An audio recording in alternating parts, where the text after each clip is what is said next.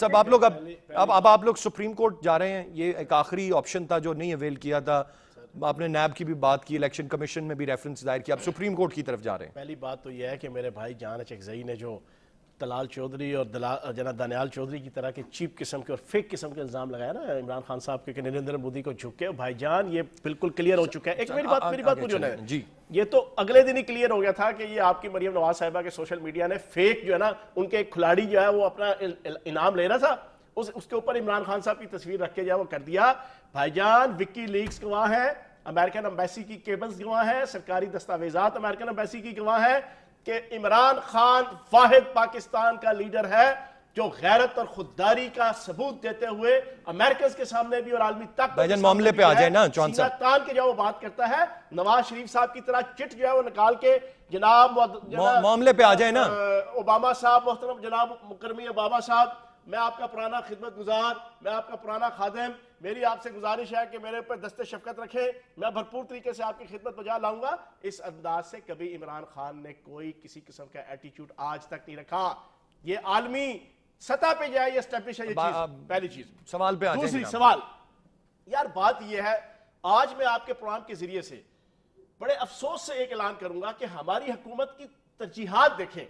ہماری حکومت کی ترجیحات یہ ہے کہ اگلا آنے والا الیکشن جیتنے کے لیے بھی اور موجودہ صورتحال کے اندر بھی اس کرپشن کی جو دلدل سے جس میں یہ پھنسے ہوئے اس سے نکلنے کے لیے انہوں نے نیشنل بینک جو سرکاری بینک ہے اس کے ذریعے سے یہ شنید ہے، یہ خبر ہے میری کہ جناب 1.1 بلین روپیز جو ہے وہ جنگ اور جیو گروپ کو جو ہے وہ دلایا جا رہا ہے حکومت کی طرف سے. بغیر ثبوت کے میرے سامنے یہ سربراہ انکار کر رہا ہے. دیکھیں آپ بغیر ثبوت کے نہیں ہے، ٹھیک ہے بغیر ثبوت مجھے آپ ڈاکومنٹ دیں، میں اسکرین پہ چلاؤں گا. مجھے لیکن یہ صرف اور صرف جو ہے وہ بڑے بڑے ٹی وی چینلز کو حقائق پہ خبر اس پہ بات کیا کریں، یہ اینکرز کو آپ حقائق پہ بات کیا کریں. دیکھیں آپ کے پاس اگر کوئی ثبوت ہے، کاغذ ہے تو مجھے دکھا دیں. یہ ان کی ترجیحات ہے جی اسلان صاحب. دوسری چیز آپ نے کہا جناب عدالت. یار میں ایک آپ سے سوال پوچھوں گا، چرچل سے پوچھا دوسری جنگ عظیم کے درمیان وہاں کی اعلیٰ انتظامیہ نے خوف کے مارے کہ جناب آپ کی جرمن جو ہے وہ طیارے اور جرمن فوجیں جو ہے وہ لندن کو اور برطانیہ کو تباہ و برباد کرنے پہ جو ہے وہ تل گئی ہیں، تو کیا بنے گا؟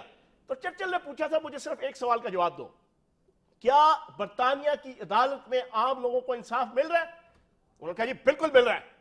تو چرچل نے کہا تھا تاریخی اس کا یہ کلمہ ہے، تاریخی جملہ ہے، اس نے کہا کہ دنیا کی کوئی طاقت پھر جو ہے وہ برطانیہ کا بال بیکا نہیں کر سکتی. ہٹلر تو بڑی دور کی بات ہے، جرمنی تو بڑی دور کی بات ہے. بھائی جان عدلیہ پاکستان کی عوام کو انصاف دے گی. اس کرپشن کے ایشو کے اوپر میں پوچھوں گا یار عدلیہ کیا کر رہی ہے؟ سپریم کورٹ سے لے کر جونیئر عدالتوں تک میں پوچھوں گا کیا کر رہی ہے؟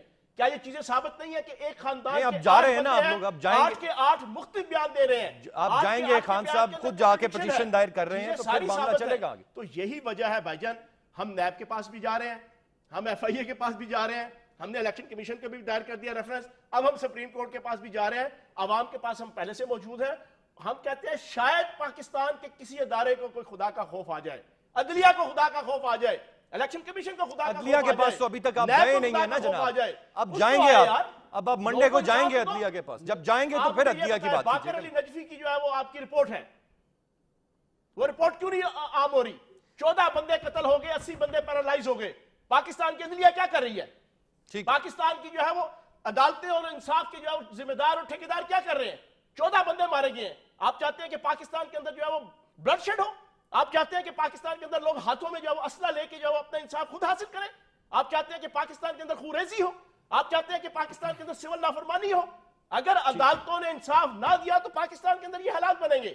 عدالتوں کا فرض بنتا ہے کہ اس کرپشن کے ایشو سے لے کے، پاناما لیکس کے ایشو سے لے کے، سارے ماڈل ٹاؤن کو ایشو سے لے کے، بچوں کے اغوا کے ایشو سے لے کے، غربت اور مہنگائی کے ایشو سے لے کے، عوام کو ان کا حق دلائیں حکمرانوں سے.